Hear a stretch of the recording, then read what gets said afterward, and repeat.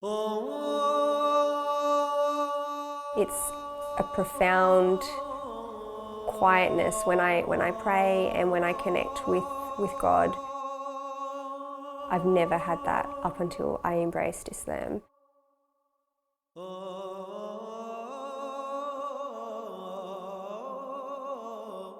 I pray 5 times a day. I fast the month of Ramadan. I'm still new to Islam. I'm working for my religion.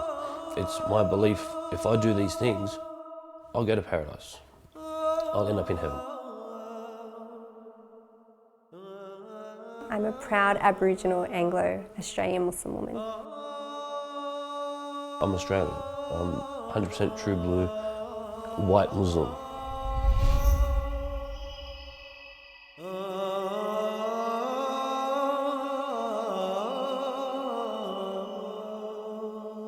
So in Islam, there's major sins and minor sins, all right? Hundreds convert or revert to Islam in Australia every year, most obligated through marriage. But there's a growing number of Anglo-Australians choosing to cross over to what many now see as the world's most controversial faith. We are seeing something like 3 to 4 reverts a week. Including in those reverts will be, Anglo-Australians, which will make up the majority. The religiously curious, the recently converted, or those seeking solace come to this weekly meetup where Saeed teaches the fundamentals of Islam. Converting to Islam took a really, really long time. I researched and I read countless books and I was online and I was watching videos and lectures and all of it. And it was a 3-year journey. Sarah grew up in the Bible Belt of Australia. The Hills District in New South Wales has the highest rate of Christian church attendance in the country. She converted to Islam while studying psychology at university. Islam gives you like a roadmap of how to live, everything that you need in order to have, in my opinion, a really happy life. Islam tells you how to do that, and I didn't have that connection, in my previous faith. I'm a good Australian. I vote. I work for Australian Mail Service. I shop in Woolworths. I have barbecues on weekends. To me, I'm an Australian as Australian could be, really. Luke grew up with no religion. Family trauma led him to make a new mate he calls the Almighty Allah. My ex-wife, she took my kids and left me just out of the blue one day. Very touching, heartbreaking. I still think about it day to day with my kids, but that's kind of when I was sitting here every day coming home to an empty house. I had been looking for direction. I've been looking for answers. Why am I here? Where do I come from? What's my roots? What's my purpose in life? Luke attended Saeed's classes for more than a year, but only recently converted to Islam. Choosing Islam would have to be, I'd say, one of the most life-changing experiences I've been through. Making me a Muslim doesn't make me any different. I still have friends, family. Like, a lot of times friends come to my house or I go to their house. We still have a laugh, have a chat. We still bond. Okay, I can't drink, that's okay. You can have a beer, I can sit and talk to you. We don't need to go down the milk bar and get a hamburger with bacon on it. We can put that aside.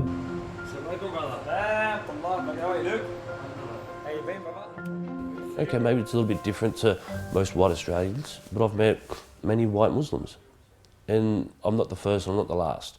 Inshallah, mate. I'll see you soon. Inshallah, thank you. My family saw that I was reading and researching Islam a lot, so it wasn't, I don't think, for them a very big shock when I came out and said, hey, Mum, Dad, I want to become Muslim. My Indigenous grandfather, he saw that I was changing in a positive way, so I was really lucky that they were really supportive. Okay, so the nuts and bolts are in the Sharia. The current issues that we have today, where Muslims are in the spotlight, you got that feeling that people are looking at you differently. They're looking at you as if you're one of the enemy now. We're asking the wider community, the non-Muslims, get to know what Islam is all about. Build those bridges, remove the fear. But given militant group ISIS are beheading people in the name of Islam, Australia is on high terror alert and one terror suspect is dead. It's not surprising that some Australians are concerned. Islam is quite clear on what is acceptable and what is not acceptable. Amongst those things are like, alcohol. Alcohol is forbidden. Eating like ham, pork is forbidden. And the killing of innocent people is also forbidden. Anyone outside those parameters is acting incorrectly. It's actually as simple as that. I hear of all of the atrocities that are happening overseas, and I pick up the Quran, which is my life guide. There's nothing in there about torturing people. There's nothing in there about conflict and fighting and promoting that. My way of living is the predominant way of Muslims living within our community. I think, most people are really peaceful, passive, happy families that just live their life. I think what we're being, shown in the media and abroad are the vast minority. Hadith, remember the sayings of the Prophet Muhammad, hadith.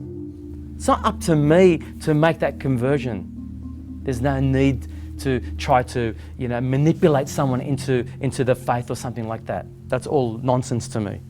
I don't want to see Islam, my religion, dragged through the mud, right? Nor do I want to see my fellow Australian, right, scared of me or my wife or my children. So I'm doing this for the future.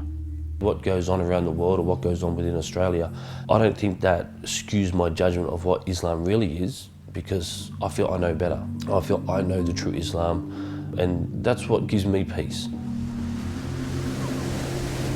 My message to Australians watching this and who are afraid of me is that we're not that different. I'm an Australian. I bleed red, I have hair, but this is the way I choose to live my life. I'm the exact same.